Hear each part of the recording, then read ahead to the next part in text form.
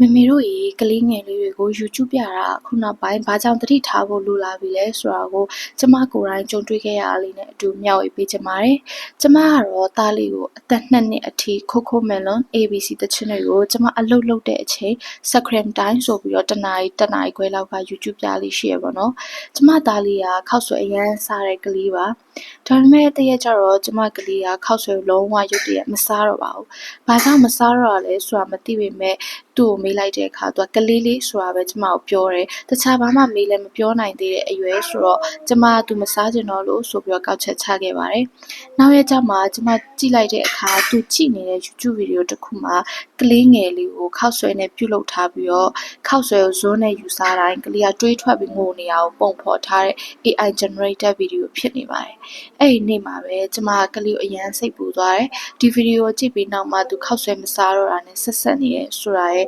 AI generated video ကအရန်ကြောက်စရာကောင်းနေပါတယ်။အဲ့ဒီနေ့ကစပြီးတော့ကျမ YouTube app ကိုဖျက်လိုက်တယ်။ YouTube Kids app ကိုပဲပြောင်းသုံးလိုက်ပါတယ်။ဒီကနေ့မှာတော့ကျမက YouTube Kids app ကိုဖေဖေမေမေတို့ဘယ်လိုသုံးရမလဲဆိုတာကိုပြသွားမှာဖြစ်ပါတယ်။ YouTube Kids application ကို Play Store မှာလွယ်လွယ်ကူကူ download လုပ်ပြီးတော့ရယူနိုင်ပါတယ်။ကျမက YouTube Kids app ကိုဘာကြောင့်ရွေးချယ်တာလဲဆိုတော့မိဘစစ်ဆေးမှုအောက်မှာပဲဖွင့်လို့ရတယ်။ pin မရှိရင်မဖြစ်နိုင်ဘူး။ကလေးရဲ့အသက်အရွယ်အလိုက်ဗီဒီယိုတွေကိုပဲပြပေးရယ်။ AI generated သတင်းစိုးတွေပါတဲ့ဗီဒီယိုမပြတာတော့အကြိုက်ဆုံးပါပဲ။ Screen time ကိုတိတိကျကျတတ်မှတ်ဖို့အလွယ်တကူလုပ်လို့ရပါတယ်။အခုကျမပြပေးနေတဲ့screen recording မှာပါတယ်ပေါ့နော်အဲ့ဒါကတော့ဖေဖေမေမေတို့လိုက်လုပ်ကြည့်လို့ရပါတယ်အဲ့လိုပဲလွယ်လွယ်ကူကူဖွင့်လို့ရတယ်ဖွင့်ဖို့အတွက် Gmail account တစ်ခုလိုပါတယ်ပြီးတော့ဒီမှာပြထားသလိုပဲကလေးအသက်အရွယ်အလိုက်လည်းရွေးချယ်လို့ရတယ်ပြီးတော့ကလေး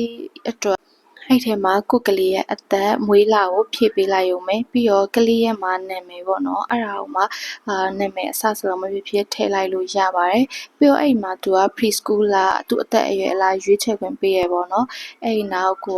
ကလေးကိုဘယ်လိုဗီဒီယိုလေးပြမလဲဆိုတာကိုလုပ်လို့ရပါတယ်အဲ့ဒီဗီဒီယိုကလည်း parents ပေါ့နော်မိဘတွေပဲဖွင့်လို့ရအောင်လို့လုပ်ထားတဲ့ဗီဒီယိုဖြစ်တယ်ပေါ့နော်အဲ့တော့ကိုကလေးကိုအဲ့ဒီမှာ show တွေပြလို့လည်းရတယ် music တွေပြလို့လည်းရတယ်အဲ့ဒီဗီဒီယိုတွေမပြချင်ဘူးဆိုလို့ရှိရင်လုံးဝလေ့လာသင်ကြားဖို့တစ်ခုပဲပြချင်တယ်ဆိုလို့ရှိရင်အပေါ်မှာရေးချယ်လို့ရတယ် learning နဲ့ပတ်သက်ပြီးတော့ vocabulary နဲ့ပတ်သက်ပြီးတော့အကုန်လုံးလေ့လာလို့ရတော့အရင်အဆင်ပြေရပေါ့နော်အဲ့ဒီမှာတစ်ခါတလေသူကညံစမ်းမိခွန်းနေမေးတယ်အဲ့ဒီမိခွန်းတွေကကလေးတွေမဟုတ်ပဲမိဘတွေပဲဖြေနိုင်မဲ့မိခွန်းတွေဖြစ်တော့အရင်အဆင်ပြေတယ်ပြီးတော့အဲ့ဒီမှာ set time မှာ timer လည်းထားလို့ရတယ်ကိုကနိုင်ဝက်ဆိုလဲနိုင်ဝက်အဲ့နိုင်ဝက်ပြီးရနေအဲ့ဒီဗီဒီယိုပြနေတာရုတ်တရက်ရက်သွားမှာပေါ့နော်အဲ့တော့မိဘတွေပဲလုပ်လို့ရတယ်အားသာချက်တွေလည်းရှိရကြအောင်ကျမကတော့ YouTube Kids app ကိုပဲပြပစ်တယ်အဲ့ဒီကနေပြီးတော့ကလေးကလည်းတင်ယူစရာတွေရလာနိုင်မယ်လို့ကျမမျှော်လင့်ပါတယ်ခေတ်ကာလတိုးတက်လာတဲ့နဲ့အများ AI နဲ့ပြုလုပ်ထားတဲ့ကြောက်စရာကောင်းတဲ့တူထွက်သွန်ယူဗီဒီယိုတွေကကလေးတွေအတွက်ကြည့်ဖို့လုံးဝမသင့်တော့ပါဘူးဒါကြောင့်မို့လို့မိမိတွေအနေနဲ့ကလေးကိုဖုန်းတစ်လုံးနဲ့မပစ်ထားဘဲနဲ့ကလေးကဘာတွေကြည့်နေလဲဆိုတာကိုသတိထားဖို့တကယ်အရေးကြီးပါတယ်ကျမကတော့ Jasper မမီပါမိမိတဦးရဲ့အတွေ့အကြုံကနေပြီးတော့မျှဝေပေးလိုက်ပါတယ်ကျမဒီဗီဒီယိုလေးကိုကြိုက်နေတဲ့ဆိုလို့ရှိရင် like and share ပြုလုပ်ပြီးမိမိတို့ဖိတ်ခေါ်ပါတယ်